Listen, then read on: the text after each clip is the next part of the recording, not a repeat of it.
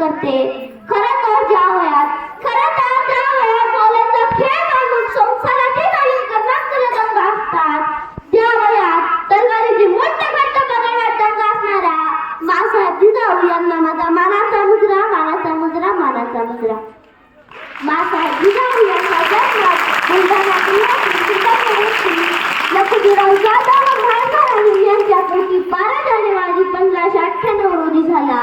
त्यांना लहानपणापासूनच दांडपट्टा चालवणे, घोडेस्वारी व राजनीती इतर युद्धकलेत प्रावीण्य मिळालं. पण खरं सांगायचं म्हणजे राजमाता जिजाऊ या साधारण स्त्री कदापि नव्हत्या. तिने प्रत्येक मावळ्याला मान मिळवला, जिने प्रत्येक बाळाशी शिवाजी मिळवला, जिने पत्नी म्हणून वेळोवेळी शहाजीराजांना धीर दिला, जिने शिवबाच्या मातृत्वाबरोबर तत्वही स्वीकारले, ती माता साधारण कशी? माता ही खरंच एक कलावंत असते. तिला दिलेलं ज्ञान एखाद्या ग्रंथापेक्षाही पवित्र आणि प्रभावशाली असते.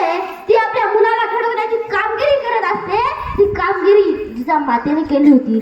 त्यांनी आपल्या ज्ञानाने, बोधाने शिवबांना इतके प्रभावशाली केले की त्यांनी स्वराज्य ही स्थापनच केले. म्हणून तर मासाहेब जिजाऊ या देववादी नाही तर त्या प्रयत्नवादी होत्या. म्हणूनच तर मुसद्दीपणा, नीतिमत्ता आणि बुद्धिमत्ता यांचा एक प्रताप म्हणजे मासाहेब जिजाऊ. खरं सांगायचं म्हणजे तो काळ फार भयंकर होता. लोकांनी गुलाम व्हावे, आदिलशाही निजामशाहीची चाकरी करावी व मनसोक्त वतनदार व्हावे. ज्ञानी माणसांनी आपल्याच लोकांची घरे लुटून जी कमाई केली त्याचा हिशोब शत्रूला सांगावा. कलाकारांनी आपल्याच लोकांची घरे लुटून जी कमाई केली त्याचा हिशोब पण शत्रूला सांगावा. हे सगळं काही विपरीत घडत होतं. शत्रूचे सरदार आयाबायांच्यावर लुटून वेशीवर टाकत होते. मुलीचा अधिकार अगदी डोळ्यासमोर होत होता. हे स्वातंत्र्य कशाला म्हणावे?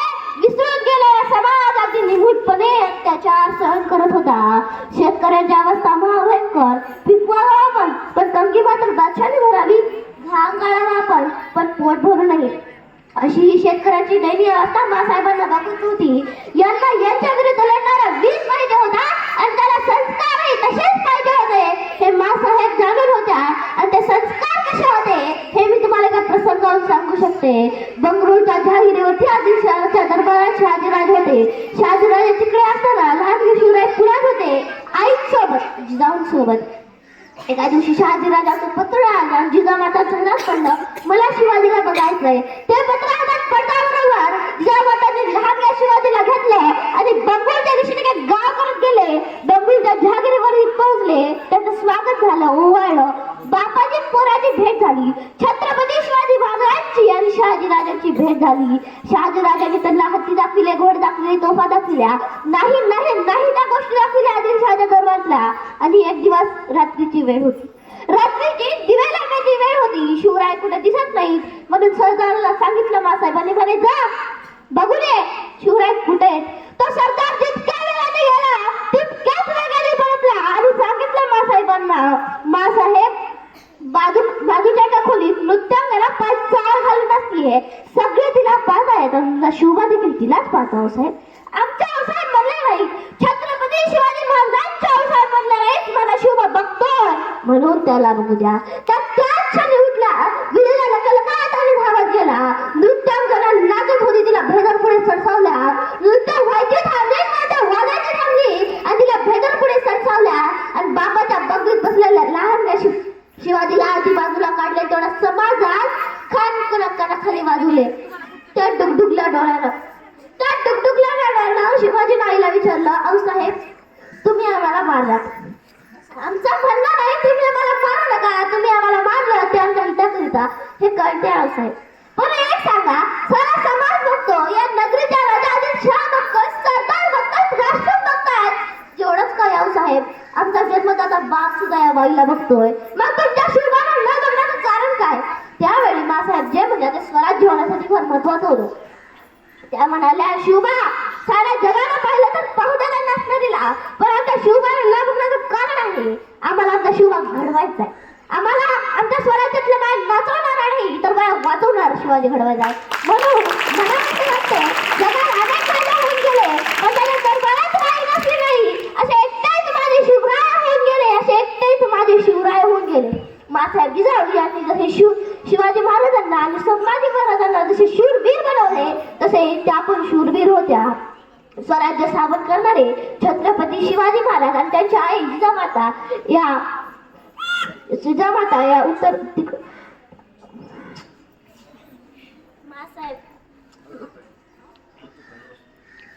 मासाहेब जिजाऊ आणि शहाजीराजे या दोघांच्या सांगण्यावरून छत्रपती शिवाजी महाराज यांनी स्वराज्य स्थापन केले. आणि स्वराज्य स्थापन करताना पण स्वराज्य स्थापन केले कसे निर्माण झालं हे स्वराज्य? खरं तर शहाजीराजांच्या सांगण्यावरून मासाहेब जिजाऊ या पुण्यात आल्या. उद्ध्वस्त झालेलं पण पुणे, बगास करून काय झालेलं पुणे, आणि अशा पुण्यात आल्या का त्या मासाहेब त्या राया रावांनी गाड्याला नांगर फिरवला होता त्या पुण्यावरनं. आणि आता त्या पुण्यात आल्यात मासाहेबांनी जागीर चालवायची, राज्य करायचंय, पण राज्य करावं कोणावर? जागीर चालवावी कोणावर? दगडात होणार? अहो माणसं होती कुठं? माणसं दूर दराखोऱ्यात. आणि मासाहेबांनी त्या परकंडा लोकांना घातली साथ. या परत या गावात लोकांनी विचारलं कोणाच्या गावावर, आणि कळायला मासाहेब तुमच्या शिवरायांच्या जीवावर या राजे समर्थ आहेत. आणि रयतेने एका पहाडीकडे बोट दाखवलं. त्यांनी सांगितलं, आम्हाला सांगितलंय जर आम्ही गावात आला तर आमचा निर्वांश होईल, आम्हाला यायचं नाही. आणि मासाहेब जर तशी पुढे झाल्या ती मातीतली पहाड उभाटली आणि दूर फिरकावून दिली. आणि कडायला मासाहेब मी राहिली तर उद्या माझा झाला निर्वांश तरी. आणि आपल्या एकोणत्या शिवबाला घेऊन मासाहेब तिचा उपयोग राहायला लागल्या. आणि हळूहळू रयतेला कळालं, अरे मासाहेब राहते तिथं आपण नाही. रयत परतू लागली, गावात कुजबुजू लागली. आणि रयते पुढे पुन्हा एकदा प्रश्न पडला, घरात तर आलो, गावात आलो, खावं काय प्यावं काय? तेव्हा महाराष्ट्रातली पहिली सहकारी संस्था उभं राहिली, तिचं नाव होतं स्वराज्य. आणि त्याच्या संस्थापिका होत्या मासाहेब जिजाऊ. मासाहेबांनी त्यांना बैलजोड्या दिल्या, पीक दिलं, आणि हळूहळू शेतकरी जाण्यात उतरला. शेती झाली, मोत्यासारख्या दाण्याची कणसही लागू लागली. पण एकदा कल्लोळ उडाला.